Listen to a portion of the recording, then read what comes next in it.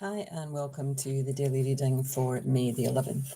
And as always, Jesus Calling by Sarah Young, enjoying peace in his presence. So I'm reading every day from this little book, which is a lovely little book. It's got a nice bendy cover and it's kind of Bible-like, but I'm doing my spiritual exploration this year. So thanks for joining me. Anyway, May the 11th. Thank me for your problems. As soon as your mind gets snagged in a difficulty, bring it to me with thanksgiving. Then ask me to show you my way to handle the situation. The very act of thanking me releases your mind from its negative focus. As you turn your attention to me, the problem fades into the problem fades in significance and loses its power to trip you up. Together we can deal with the situation, either facing it head on or putting it aside for later consideration. Most of the situations that entangle your mind are not today's concerns. You have borrowed them from tomorrow. In this case, I lift the problem out of today and deposit it in the future, where it is veiled from your eyes. In its place, I give you my peace, which flows freely from my presence. And this reading ties in with Philippians, I want to say 42, could be wrong, and John 14, verse 27. Philippians could be 4, actually. Philippians 4, verse 16. You'll have to explore that if you're somebody who dips into the Bible and likes to do the readings that tie in with these daily readings.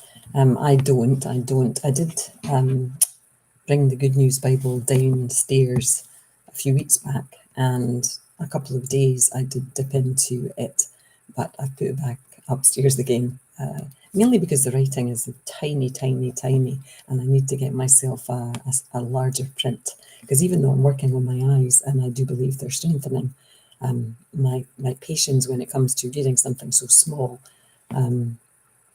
it's not that I'm impatient with it. I don't have the time for it. So is that the same? Impatience? I just don't want to commit the time to spend, like, what does that say?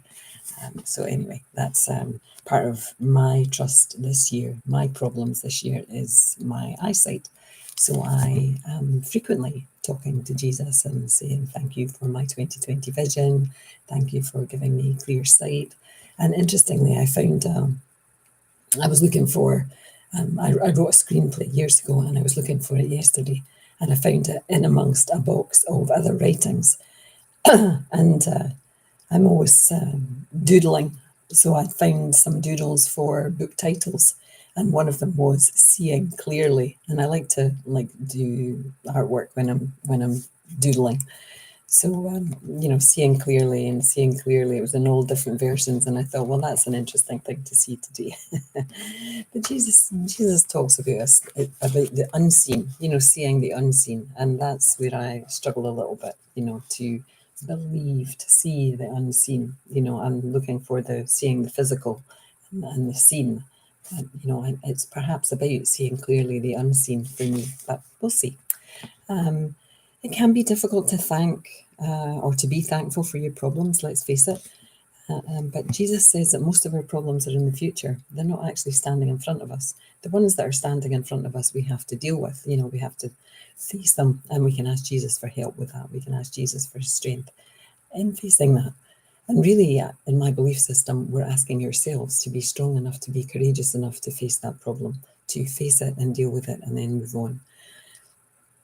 If it's a problem for the future, there is no point in worrying about it today. And, not like, don't tie your mind up with the problems of tomorrow.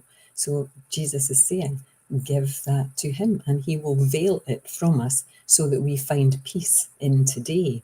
It's a bit like mindfulness. Mindfulness is changing your focus from one thing to another. It's choosing not to focus on the negative, it's choosing to focus on the positive. So, when I through my exploring my connection with Jesus, it is a connection with my mindfulness also.